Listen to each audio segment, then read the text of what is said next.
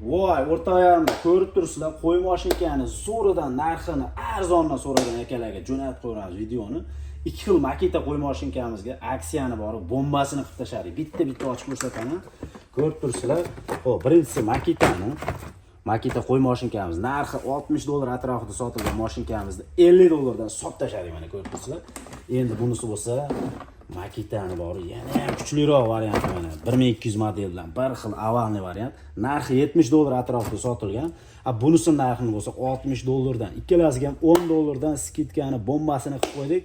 Xo'p, videoga bitta like bosib, kanalga podpiska qilib, bemalol aloqa chiqaverasizlar. Videoni bor kengroq tarqataveramiz. Soni unchalik ko'p emas, soni chegaralangan, foydalanib olib qoladigan joy. Sraz telefon qilib, zakaz qilib, band qilib qo'yaverasizlar. Komplektni bitta tanishtirib o'taman. Xo'p, makita qo'y mashinkamiz tozalikka cho'tkasi chiqyapti, o'zini daftarchasi chiqyapti. Xo'p, tishlarni almashtirgan kuluchi chiqyapti, mana ko'rib turibsizlar. Zapas ko'miri, mana eng asosiy moy bachokchasi. Qo'y mashinkamizning o'zi bor. Вообще mashina ishlatishga juda ham qulay. O'chirib yoqadigan kulchatiri va оборот legirovkasi 6 bosqichli. Xo'p, tishlarni legirovka qilgani, bittan tishini bemalol legirovka qilib ishlatsa bo'ladi, mana ko'rib turibsizlar. Tishlari ham B1 original tishdan qo'yilgan, mana B1 original.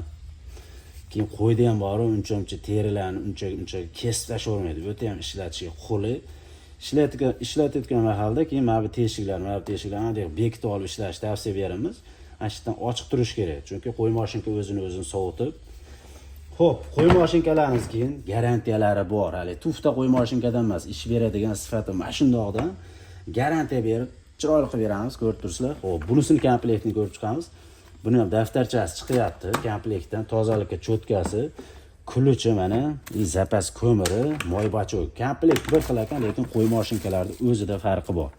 Qanday farqi bor deganda, $50 bilan $60 farqi. $60 avalni ishlangan, ishlatishga juda ham qulay. Xo'p, bu qo'y mashinkamizda 200 ta qo'y bor ekan, bemalol tavsiya qilaveramiz. Kuniga 50 tadan qo'ydi, bemalol mazzasini qochirib olib beraveradi. Mana mashinkamiz bo'lsa, xo'p, 50 ta 60 ta qo'y bor ekanlarga tavsiya qilib qolaveramiz. Kuniga bir 20 talab qo'ydi olib tashaveradi. Xo'p, kabellari bo'lsa, kabellar o'ta ham miyahki, keyin uzun kabeldan qo'yilgan ekan. Xo'p, o'chirib yoqadigan kulchatiri va оборот legirovkasi. Xo'p, yana bitta narsani eslatib o'taman. Bunisining ham tishi B1 original tishdan qo'yilgan. Xo'p, tishlarning legirovkalari. Xo'p, legirovka qanaqa bo'ladi deganda, legirovkani xo'p, ishlatishdan oldin ozgina bo'shatib olamizda, ishlatib bo'lgandan keyin bitta normal qatirib olib ishlatilaveradi. Keyin har 5 minutda mana shu tishiga oddiy universal avtoldan 5-10 tomchidan tomizib turish kerak. Bunisiga ham Lebboy qo'y mashinkaga tishiga har 5-10 minutda 5-10 tomchidan avtol tomizib turilsa, mana bu tishi qizimaydi, uncha-munchaga o'tmas bo'lmaydi keyin. Ko'rib turibsizlar, tavsiyani ham yomoni bo'lyapti. Narxlarni eslatib o'tdim. Xo'p, $50 ga $60 dan sifati mashinasidan xarid qilaverasizlar. Bitta like bosib, kanalga podpiska qilib, o'rtoqlarimlar gruppasiga borib tarqatib tashaveramiz. Qo'y mashinkamiz zo'rlardan bo'ldi bu. Qo'y mashinkani ko'rib turibsizlar, suvda ishlab beryapti. Xo'p, qo'y mashinkani ishlatish davomida qanday yog'lanadi, qanaqa ishlatiladi, qanaqa ishlatsa uzoqroq ishlaydi, baquvvat. Qo'y mashinkani tishi qanaqa xo'p, tez o'tmas o'tib qolmaslikni oldini olishni bitta ko'rsatib o'tayotganim. Qo'ldan kelgancha ungacha bitta like bosib, kanalga podpiska qilib turaverasizlar. Xo'p, birinchi o'rinda qo'y mashinkani ishlatishdan oldin mana shu yetiga, tishini ustidan 5-10 tomchi moy tomizib tashlash kerak.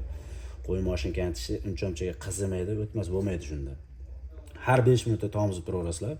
Xo'p, mana bu joydan ham smaska qilinadi. Xo'p, bitta qo'yni yarmini olib bo'lgandan keyin mana bu qo'y mashinkani tishini hamma joyi yog' bo'lib ketadi, qo'yni yog'i kirib, o'rnab ketadi. Bitta kasaga salarka quyib olasizlar yoki gelli suv. Mana shu yergacha tiqaverasizlar. Tiqib turib ishlataverasizlar mana shunday. Tiqqan holatda ishlataverasizlar, o'zini o'zi tozalab tashlaydi. Kamgam cho'tkasida tozalab tashlanadi uncha-munchasi. Shunda qo'y mashinkani tishi uncha tez o'tmas bo'lmaydi. Yana yog'lanadigan joyi, mana bu joyiga ham litol tiqib olasizlar. Avtolni qo'yig'i, salidormi, litolmi tiqib oriladi. Keyin mana bu joyda ham yog'laydigan salidorlaydigan joyi bor, mana bitta ko'rsataman. Video ozgina cho'zilyapti, lekin hammaga manfaatli bo'ladi. Mana bu ichiga ham litol tiqiladi. Xo'p, mana buni ichiga ham litol tiqiladi. Mana buni ichiga ham litol tiqib qo'yiladi. Mana o'zi litoli bor, zavodskoy.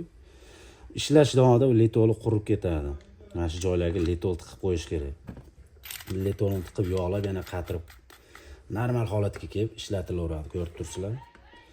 Mana shu talablarni bajarsanglar uncha-munchaga qo'y mashinka buzilmaydi. Bitta bu qo'y mashinka emas, bunisi ham, ubaylar ham, liboy qo'y mashinkani mana shu joylarni yog'lab, chotki qilib ishlatsanglar, bemalol 5-10 yil xizmatlar qilaveradi, ko'rib turibsizlar.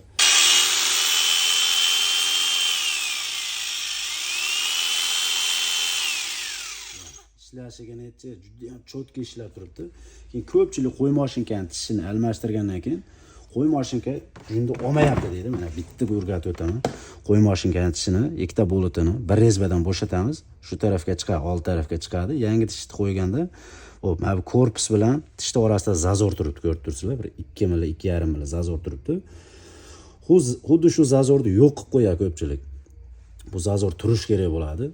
Taqab qo'ysa olmaydi. Mana shu joyda zazor, kamida 3 mm zazor qo'yib, qatirib qo'yaverasizlar, shunda qo'y mashinka chotga olib beradi. Ko'rib turibsizlar. Hammasida bo'ladi bu zazori. Ko'pchilik taqib qo'yadi, olmayapti deydi. Asliga e'tibor berishga qo'y mashinkani tishini almashtirgan. Bas.